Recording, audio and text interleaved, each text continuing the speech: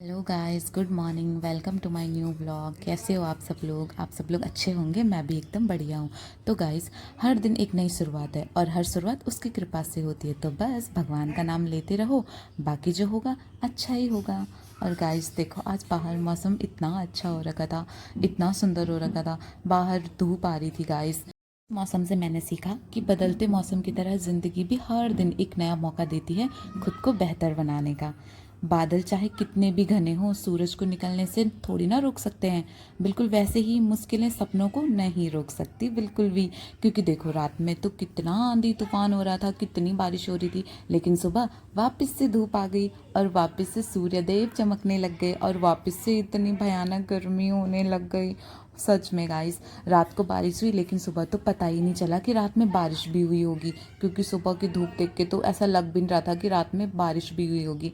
तो बस गाइस, हमेशा की तरह मैं लग गई थी अपने काम में, काम को निपटाने में। और वैसे ही हो गया था दिन के खाने का बनाने का टाइम, क्योंकि मुझे ड्यूटी भी जाना था। तो बस मैं लग गई थी दिन का खाना बनाने। और इतने में मेरे रूम पे मेरी दोस्त भी आ गई।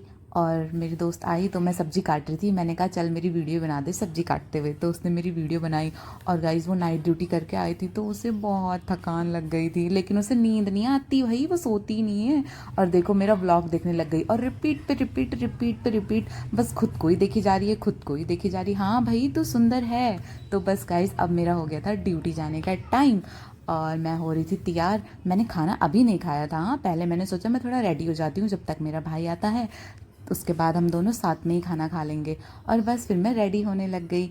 उसके बाद क्या था, मेरा भाई भी आ चुका था लाइब्रेरी से। मैंने उससे दही मंगाई थी।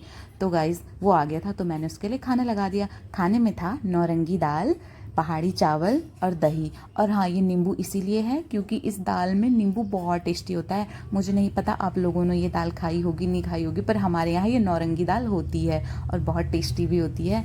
कभी आप लोग भी ट्राई करना। तो बस क्या था, उसको बहुत पसंद आया और वो कह रहा, और मैंने उससे ज़बरदस्ती अच्छा बुलवाया है गाइस। वो कभी मेरे खाने को अच्छा नहीं बोलता है। और बस मुझे तो अपना खाना हमेशा ही अच्छा लगता है। उसके बाद उसने बर्तन धोए और बस मैं निकलने जा रही थी ड्यूटी। मैंने कहा चलो थोड़ा पानी पी लेती हूँ, क्योंकि मुझे इतना रास्ते में भी जाना है और बाहर तो इतनी धूप है। तो बस निकल गई थी मैं अपने रूम से और गेट खोलते ही फिर वही सूर्यदेव अपना चमत्कार दिखाते हुए और इतनी गर्मी। बस फिर क्या था, छाता खोला और निकल पड़ी। रास्ते लग गई मैं हॉस्पिटल के, क्योंकि यहाँ से थोड़ा मेन तक, मेन जो रोड है बाहर तक, वहाँ तक जाना पड़ता है। और वहाँ पे मैं कर रही थी अपने रिक्शे का वेट। बस इतने में रिक्शा भी आ गया और मैं रिक्शे पे बैठ के चली गई। और फिर गाइस, मैं हॉस्पिटल पहुँच गई। और इतनी गर्मी हो रही है भाई, मैं क्या ही बोलूँ।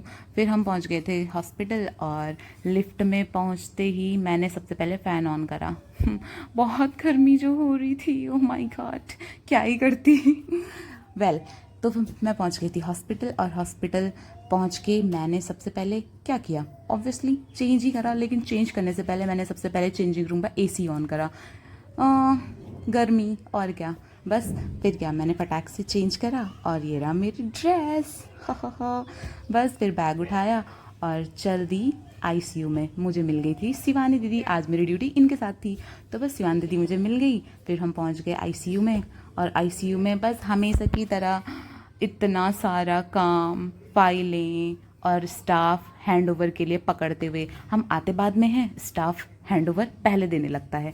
तो मैंने कहा चलो भाई हैंड ओवर ही दे दो, मेरा तो सर दर्द ही देख के होने लग गया था।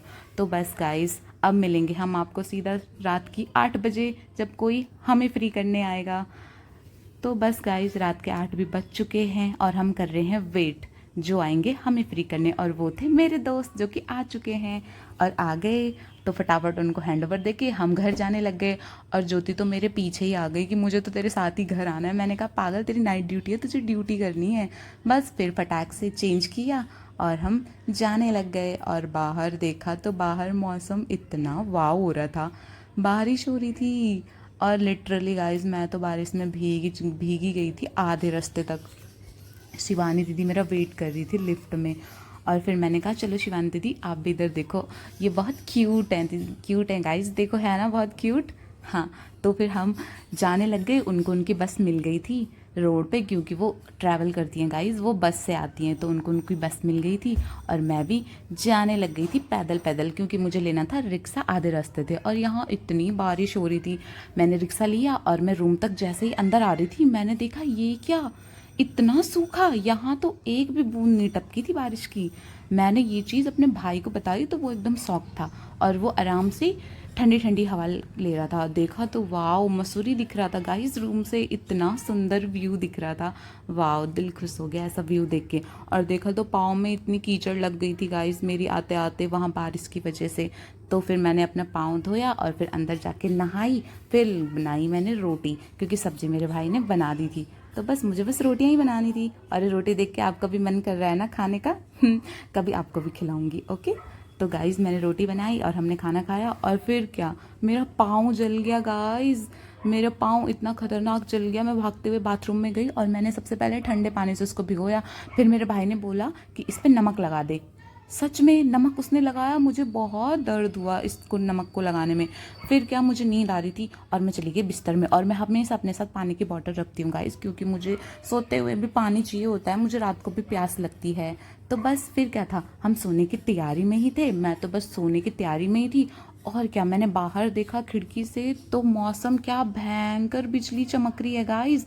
बस इसी बदलते मौसम के साथ bye bye, good night, take care, मिलते हैं आपको नेक्स्ट ब्लॉग में। Love you, bye, Tata.